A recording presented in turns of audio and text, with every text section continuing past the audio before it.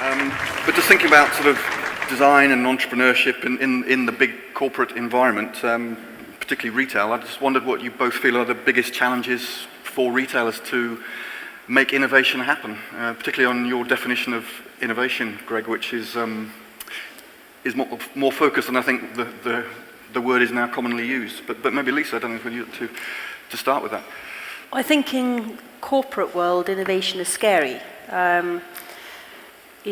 Corporates are successful because they've learned a good way of doing something and then they execute excellently against doing that really well, repeatedly, consistently. And especially your legal departments are absolutely trained to make sure you do everything by the book within the rule set. So taking risks and not feeling that your job is threatened as a result of the risk potentially going wrong is a difficult cultural thing to overcome. And so that's why corporate venturing is quite a nice little seed place to do cultural change. And our job is to find the change agents, the people inside the corporate. They're actually quite passionate and they're feeling constrained and they want to do something differently and they're super excited about the space they're in and they've got great ideas. And it's about putting those tentacles into the organization, finding those people, and then unlocking their ability to go out and do change and to deliver. And that's not easy often for people to do inside the day job. Often corporates need to overtly grant permission to take risk. Mm-hmm. Sure. That's why I asked you to come. I couldn't have said better. So, what one piece of advice would you give to a CEO to, how do you really go about this organizational change that's needed to take more risks, be more innovative? You have to be scared. You have to be careful. So I wouldn't say a carte blanche, go out and do stuff differently because you're a successful retailer because you've done stuff well historically. But I do think we're in an extraordinary period of change. Ohm's law in terms of the life cycle halving every few years. I mean, we're at an intense period where I think before you could organically let innovation filter through your organization, you're going to be okay. I think now you have to absolutely proactively manage it because I think if you are not managing right now what you want to do in the next couple of years, you're going to be left radically behind. Mm-hmm. I mean, really behind, because the technological, the sci-fi stuff that Gregory just talked about, I mean, it's real. The face recognition, the military have been using facial recognition in terms of crowd management, motion tracking devices. They use your cell phone signal to understand if a bomb has happened, because if a bomb has happened, there's an immediate movement of people in a certain direction. All of this is being monitored. This data is out there, the engines and the AI engines that sit on top of this that manage it and are able to give you logical, informative pieces of insights. I mean, those are all out there. So your tools are there. So putting in place an organization to actually access those tools and use them, I think you're just silly if you're not doing that right now. A venture lab is typically the place that this gets done. Yeah. I was very lucky. No, that's not true. It took me 14 years to get a job at the Xerox Palo Alto Research Labs. I knew I wanted to work there when I was 12, and I swear I called them every year for 14 years, and I finally got the job. And the reason why is because I knew that R&D labs are the places where the real breakthroughs happen. And if you're not working with R&D labs or universities, if you're not taking risks to bring those things into your organization, and you're waiting until everybody else sorts of does it, then you're an also-ran. And also-rans aren't going to cut it. So if you're trying the things that nobody else is trying, then you're succeeding. This is a very American thing, and I want to make sure that I say this very carefully here. My family's Italian. I grew up between two worlds. I've lived in 11 cities in 4 countries. I'm lucky that I've seen the things that I've seen, and what I've consistently seen is the risk takers ultimately succeed, but exactly by the numbers that a typical venture capitalist goes through. They get 200 to 500 plans a year. They take 2% of those, maybe 10 of those actually work, 2 of those actually succeed, and those are the ones that everybody hears about. Nobody hears about all the other failures, but if you don't try, you'll never ever get there. And you can't just buy it when it happens. That's not going to cut it anymore. So if you're willing to take those risks, then you're willing to get the rewards, and it's worth it. And so venture labs or corporate labs or entrepreneurs in residence or designers in residence, those are the people who are willing to take the risks and get fired for it. And, you know, that's why you do it. But your firm benefits. To what extent do you think retailers should be at the cutting edge of developing these new innovative ideas, new technologies? I mean, they work with a whole raft of partners. That's how retail works. So should they put expectation more on their partners? Do you consider Amazon retail? Yeah, I do. Amazon has drones in Africa. They deliver packages in Africa. They have a whole network of drone systems, communications, deliveries, drop-offs. Do you know about this? Are you going to use it? Could you use it? So, I don't know. I mean, do you agree? Absolutely, yeah. It is interesting, though, because I was talking to a similar group of people, but in Unilever, and talking about some of the examples of the innovations that we've played with and gone out there. And, of course, quite rightly, some of them, you know, we had to close down, as you'd expect. And it was really interesting. The first couple of comments from the audience in these normal corporate people was, "But you failed." And I was like, well, no, we were experimenting with the business model. We experimented. We got an enormous amount of learning that particular thing that we thought might work or it might not, we found out that it didn't work. And isn't it amazing that we didn't bet the entire company on doing this? We experimented in this small skunk works kind of way, and we wrapped it up. That's a success. And you could just see that kind of slight confusion of, but it didn't work. You failed.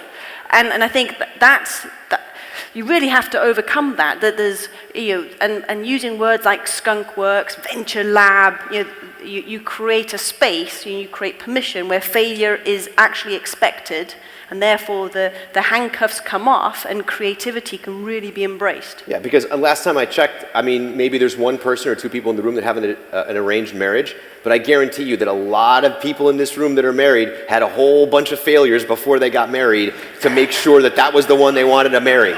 So at the end of the day, you say on one hand, oh no, I would never do that. And then the other hand, you're like, oh, but of course. So, and designers go through this all the time. I mean, the number of prototypes that we make, the number of things that fail. I mean, failure is part of the whole thing, unless you are very comfortable with learning. And if you're learning, it's not a failure. It's just a step along the way to find, your polar bear wife that you had to trek 14 miles and fight off 10 different other polar bears for, bloody and stumpy, and oh my God, I found that's the way it has to go. Thinking about in the retail space, and in your experience, what drives change to come up with new ideas, new products? I mean, is it thinking about the consumer at the heart of that, or you called it the sci-fi stuff? It feels like the Minority Report approach, that it's a bunch of guys. What about Alessi, right? Alessi is a great example of that. Alberto Alessi is a really nice guy. I've had many conversations with him, and he tries and tries and tries and fails all the time. But look at the stuff Alessi puts out. Now they have tiny little retail stores, and they're not the massive John Lewis or But I mean, look at the stuff that they do. They make really exciting tiny little things and they've been in business for hundreds of years, and it's great. So it works for some, and you have to embed that sort of design thinking and that Italian mentality just to pump by the country for a couple seconds. I mean, you have to try that stuff. Yeah. I think retail is quite an interesting space because you want people to buy. So you want to create an environment where a deal is closed. And as we learn more and more of the psychology of buying, and you understand the drivers that make people eventually take that decision to sort of say yes, you've got a lot more information to optimize the environment in which that purchase point is curated. And you initiate that conversation right from outside, walking into the store, as parking on one side, the online presence, because online you can do a lot of cool, funky stuff, because the journey before they got to your store should tell you exactly what they want before they've even entered your portal. So you should know that there are,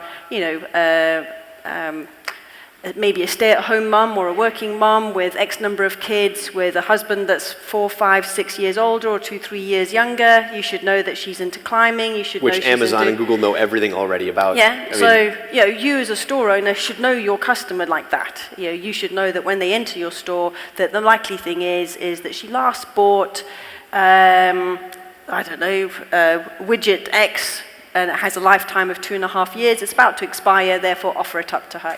You should be able to customize her experience in the most extraordinary way. But it's a little bit about that. There's a sort of level of spookiness there that you don't want to step over. But which now everybody has clearly stepped completely over. Exactly. I mean, spooky is you accept spooky without any problem.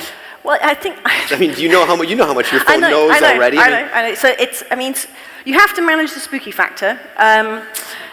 But at the same time, you want that place to feel like home. And I think you've got an amazing set of tools now to understand how stressed that person is coming in. So even the colors on your website, you can do lots of emotive, you can do lots of psychological priming to de-stress that purchase process.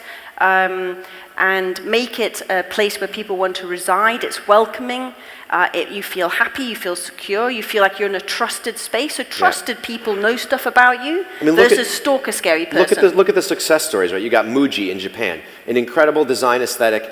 Their products are amazing, they're inexpensive, and everybody buys them from all over the world. Corso Como Dieci in Milan. If you go to Milan, you go to Corso Como Dieci because it is the place where you find the most amazing stuff, period, end of story. Colette in Paris. Swarovski stores all over the world. I mean, they've cultivated a culture of design and technology in a comfortable place where you say, I've got to have it. But you don't even know why you got to have it. And who cares? Designers are happy, producers are happy, retailers are happy, everybody's happy. They've spent an incredible amount of time cooking up that cake. And that cake just doesn't come from technology. It doesn't come from just design. It doesn't come from just retail. It comes from a very clear failure over and over and over until they get it right. And they try and they succeed, and that's why they are world leaders. Come back to your point, you called it the spooky world. I mean, so my son, 20-year-old son, is a real conspiracy theorist. He said, Dad, you've got to watch for Google, Amazon, Apple, they know everything about you. And thanks to you, Greg, I now know he's right. But in that scary world is, I mean, to Guy's point earlier this morning, if you heard his presentation, that you kind of got to watch for people suddenly thinking, hang on, this brand or this... That's called marketing. That's completely outside of everything we're talking about here. I mean, ultimately, I tend to be more black and white as a person, but the reality is if you're making your customers feel like they're safe, for the love of God, they're safe. But if you knew what was happening on the back end inside Google related to your phones, you would not even want to know. Yeah. So don't call it a conspiracy. Just, go Google and find out yourself. It'll take you about a week. If you keep looking every day for a week about the way your Android phone works, you'll find out stuff that you just don't want to know. But that's of benefit to retailers because then they get to know, and then they get to do their job better. Yeah. So, would anyone like to ask a question here at the very front? We've got a microphone.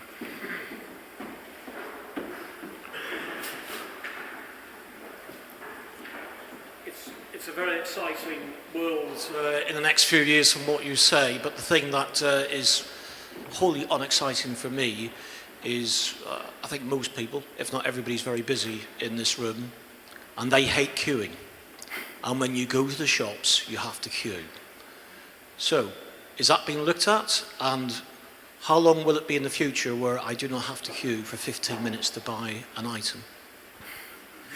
Oh, don't look at me. Look, all I can say is Brits love to queue. Man, you go to Italy, there aren't queues. You go to Spain, they just, I don't know how they do it. They just get through. It's like an elbow race. Everybody's in and out, and it's like, and it's fun, right? So maybe you should stop thinking about, what I don't want to queue, and try to figure out, make queuing more fun. If you're sitting there and you're saying, wow, I've been here for 20 minutes, I've listened to this guy talk for 20 minutes, this is the most boring talk I've ever had, then you're not having any fun. But if you didn't notice that this conversation went by in 3 seconds, then you had fun, and that's what some retailers are able to do. You go into Corso Como Dieci in Milan, you will lose hours. There's no queue because you're there to have fun.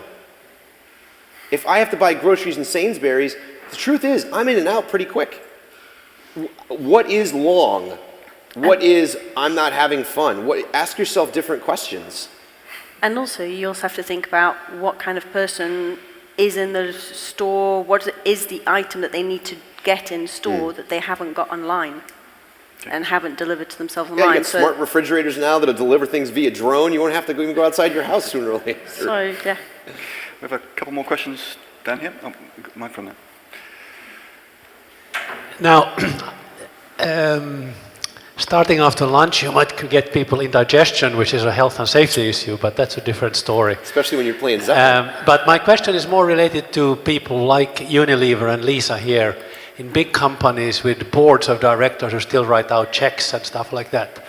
How do you convince the top management? Maybe might be an easy thing, but then also the board, ultimately, if the investment is big enough or the potential loss of short-term revenue is big enough, to get them to totally support this type of activity, which I think is not questions per se intelligently, but from an intellectual point of view, but then to really be behind it, because that's the only way you create long-term success, I think. I think the case for innovation, I think, can be made very, very strongly in any industry. So I think you're in a clear win there. I think where it's difficult is translating that into a model that works for your corporate. So in Unilever, we've got a number of different innovation models on the go at the same time. So I'm in the venture group. We play as a very strict venture capital house. And so we're seen as a little bit like the evil capitalists by our fellow corporate people, because we ask very, very hard questions about whether the company we're looking at has it got the skill, blah, blah, blah, all the venture questions about whether the actual company will start. But what we've also got is we've got now an open innovation network across the world, where we have leaders in every area that we think is quite exciting and interesting. And they have a budget and a remit to do all the skunk work programs.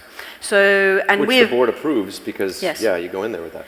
And so what's interesting is we've got a lovely relationship now with our OI skunk work partners, because we are then the natural recipient. If they find something that they think is super exciting, Unilever has a number of different things. Unilever can acquire the company, and now most of the huge big innovators in the space are tiny startups, and as we all know, corporates can't handle owning startups. So the natural acquirer of a startup is to sit it inside us, because we can incubate it, look after it, make sure it grows properly. Intrapreneurial. Yeah. If the board has the remit for intrapreneuring, and they see the value of intrapreneuring, then they will do an innovation pipeline, which is then fed, the pipe goes directly to the venture labs. The other thing that we've found that's really interesting is, we're lucky that Unilever has a worldwide group of scientists, and scientists love science. Remarkably, you can, as you mentioned earlier, you reward a scientist with a Nobel Prize, not a $1 million check, mostly. I mean, there are scientists that are absolutely after the money, but mostly they're after seeing their cool idea out in the real world. And therefore, having a forum and a place where scientists can get that science out into the world is super energizing and motivating to scientists. And so creating those networks, partnerships with universities, partnerships with external skunk work labs, incubators. I mean, there's just a crazy network of innovation out there. And it's a process. You have to embed this at the board. I mean, if I work with the board level of a company, I'm going to say to them, here's the amount of investment you have to make, which is extremely small. But you have to let people make mistakes. And then after they make some successes and some mistakes, you can then embed those people back into the firm. So it's spin in and spin out, right? And if a firm accepts the fact that they are going to make failures with small investments, to spin somebody out into a closet in the middle of nowhere where they just get to try something, and then with the intent to spin them back in, with the specific intent and desire to do, those projects will succeed. That company will be making breakthroughs. It is quite interesting, is the rapidity. So we take interns into our group, and one of the learning curves the interns have to go through is that we work just at a whole different speed level. So it's kind of, I want this, and they'll go, thinking it's next week. I'm like, no, tomorrow. I like that tomorrow. And that analysis, by this afternoon, because we're needing to make real-time, speedy decisions, not massively. So, most corporates operate in a world where they want to feel like they're as flipping close to 100% knowledge as possible. And we have to operate in the world where, my gosh, we're lucky if we're at the 40%, we don't even 50%. know. And it's acceptable because we both come from science backgrounds and design backgrounds where you make all those mistakes, and like you said, only at the end everything looks good. But that's when you're married. Unfortunately, I know we've got another question. I'm afraid we have run out of time for this session. Sorry. It's really sorry. I think, Lisa, you've got to shoot off, but I Greg, do. Greg, hopefully you'll be Yeah, with I'll us be on. a bit longer, because during the break, hopefully you can You gotta run. talk to them. But Yeah. please join me in thanking Lisa and Greg for a really provocative